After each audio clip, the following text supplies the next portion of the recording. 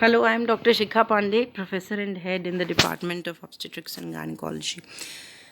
And this is a video on antepartum hemorrhage.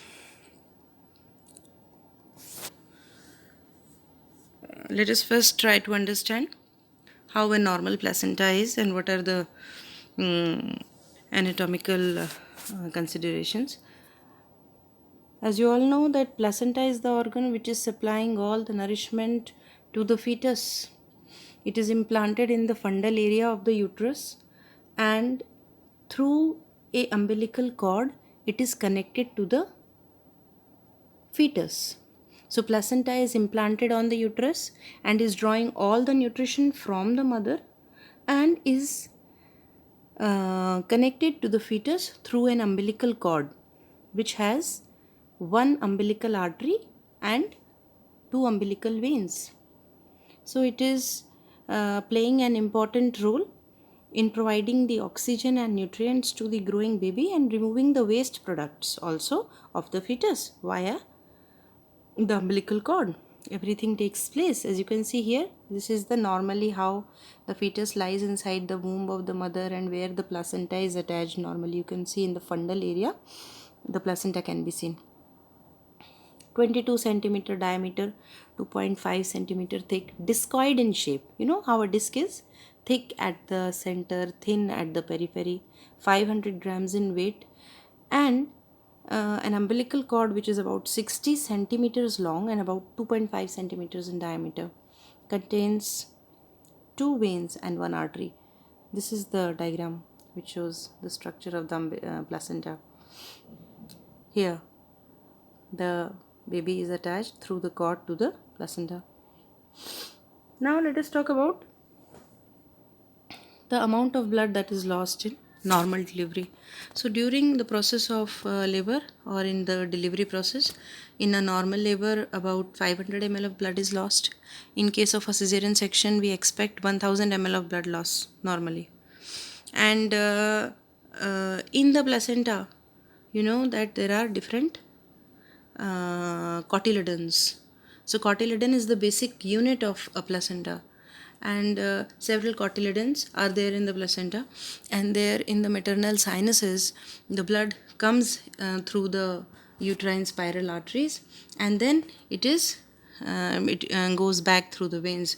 So there is a circulation of the maternal blood, and about 1000 ml or 1 liters per minute maternal blood flows through the placenta at term.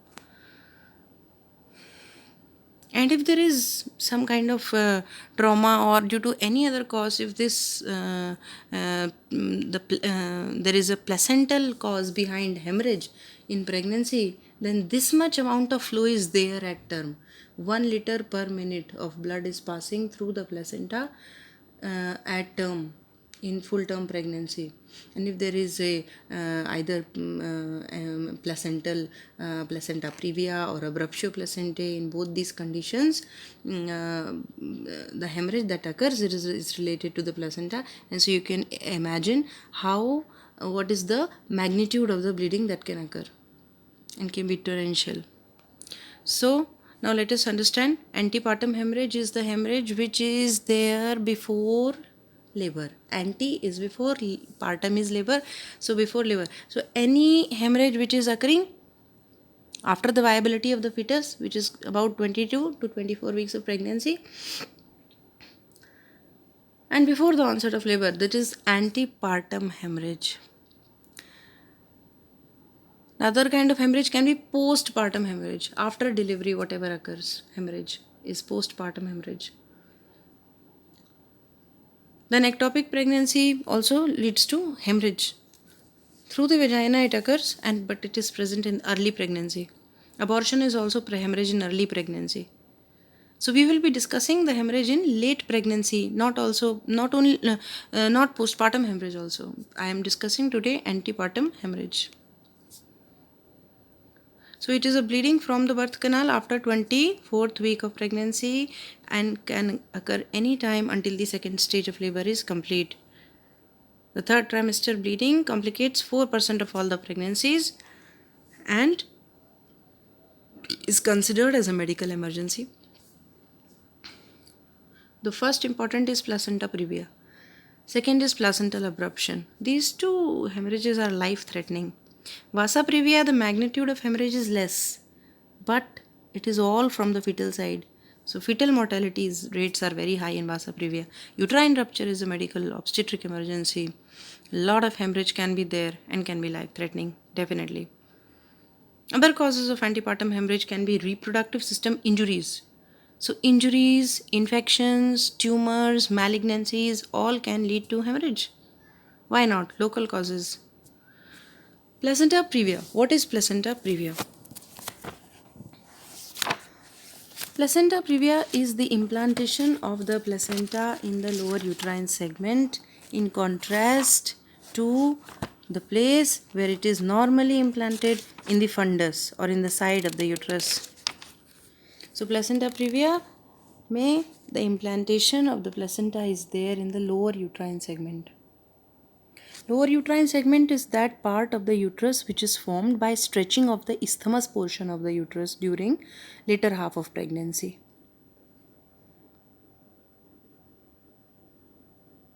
So what happens is that this portion of the uterus is not very thick, it is thin. It is formed as a result of stretching of the isthmus. The stretching, passive stretching, so it is thin. It has very poor retractile function. So it is not able to contain the fibers when they contract and when they retract. The power is not sufficient enough to constrict the blood vessels and create a hemostatic effect.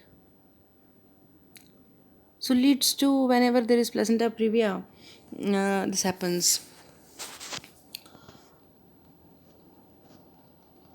We will try to understand that what is the grades of placenta previa and what are the risk factors for previa.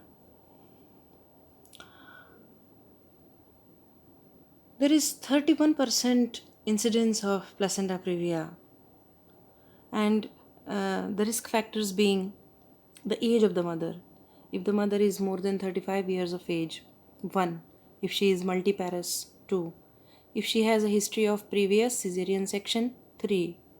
If she has some kind of malpresentations like breech, like transverse lie, oblique lie, there is a chance. Risk factor, yes. 5th, diabetes or hypertension coexisting, yes. Cigarette smoking, yes. Some uterine anomaly might be possible, and in twin pregnancy, yes. Classification. The placenta is now there in the lower uterine segment. It can be anywhere. It can be either just the lower edge of the placenta is reaching up to the lower segment. It is quite away from the internal os. It is low-lying placenta.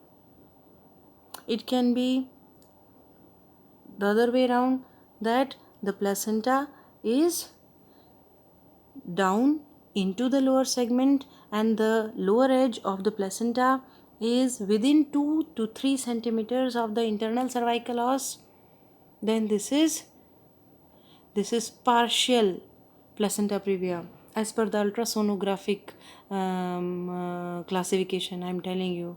So one is low lying placenta. If the lower edge of the placenta is more than 2 to 3 centimeter away from the internal cervical os, it is low lying placenta. If it is within 2 centimeter of the os, it is partial placenta previa, and if it is covering the internal cervical os completely, it is total or complete placenta previa. The other classification says that if the placenta is near the edge of the cervix, it is marginal. If it is partially covering the cervix, it is partial. If it is totally covering the cervix, it is total. Here you can see a case of total placenta previa in the first picture, where the placenta is completely covering the os. The second picture, the placenta is there in the fundus normally implanted. It is a normal placenta. The first picture is that of marginal placenta previa here, reaching just up to the margin. Look, in the first picture, near the cervix, it is reaching up to the margin. Here in the second one, you can see that it is covering the os, so it is covering the os but is not sitting on it completely. This is partial previa.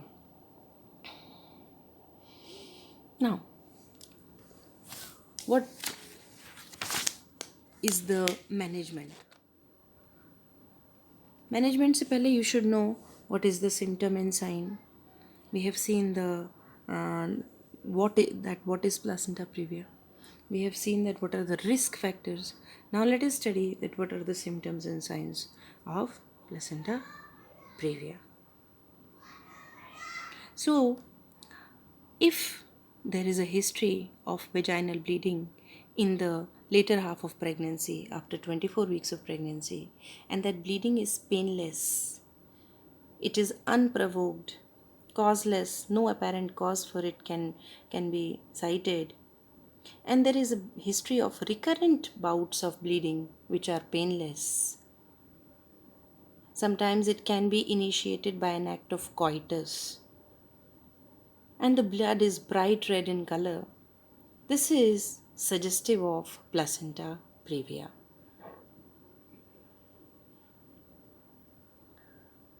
Before 30 weeks, in one third of the cases, the first episode of bleeding occurs. Between 30 to 35 weeks, it occurs in another one third of the cases. And the rest of the one third of the patients have bleeding, first episode of bleeding after 36 weeks or more. When it is in the lesser gestational age, it will end up in preterm delivery and higher rates of neonatal morbidity and mortality. The initial episode is small and stops completely on its own. It is a warning hemorrhage which should not be ignored.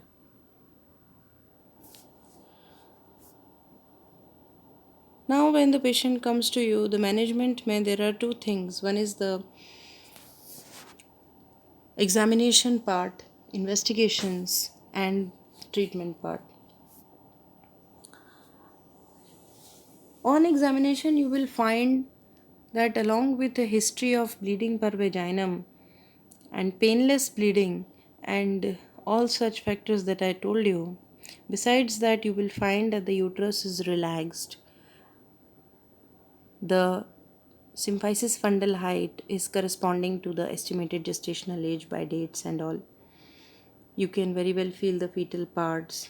You can listen to the fetal heart sounds. And there is a need for confirmation of the diagnosis. Diagnosis is confirmed with the help of ultrasonography. Ultrasonography can be either transabdominal and it can be transvaginal, and nowadays it is also transperineal. Transvaginal ultrasound is allowed. It is safe in placenta previa. It can be done and it is better than transabdominal, as it gives a better view of the internal cervical os and accurately diagnose the stage.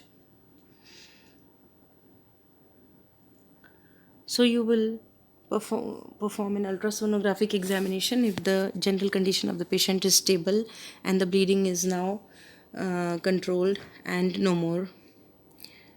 Provided that the patient is stable, an ultrasonography can be performed. You should never do a pervaginal examination to diagnose placenta previa. Never. In 40% of the cases, if you do a PV examination in placenta previa, it will end up in torrential hemorrhage. And sometimes it may lead to maternal death as well. So, pervaginal examination should never be performed before diagnosis is confirmed in a case of antepartum hemorrhage. The one term is there which is known as double setup examination. Sometimes you do not have a facility for ultrasound. If at all such situation arises where such a case of hemorrhage in late pregnancy presents to you and ultrasonography cannot be performed, and you have to have a diagnosis, and the fetus is term, and the maternal condition is stable, and the fetal heart sounds are also good, and you feel that rest all the things is stable, the mother is not very much anemic, and that you can give a trial of labor and you can deliver normally also, then what you can do is you can perform a per vaginal examination only in OT with all the preparations ready for cesarean section if the need arises. So that is known as double setup examination. That is nowadays not done, and but this can be done only and only if whatever I have already said is kept ready. You have to keep all the requirements for cesarean section and all the staff and everything ready for cesarean once you find that on PV it has started bleeding. So that is double setup. So the management. So we have talked about how do you confirm the diagnosis. And what are the other investigations? Now definitely the patient has come to you and she has been bleeding. You have to perform, besides the routine investigations that you do, like complete blood picture and urine routine microscopy, urine for proteins and sugar, and blood group for and cross matching, arranging blood,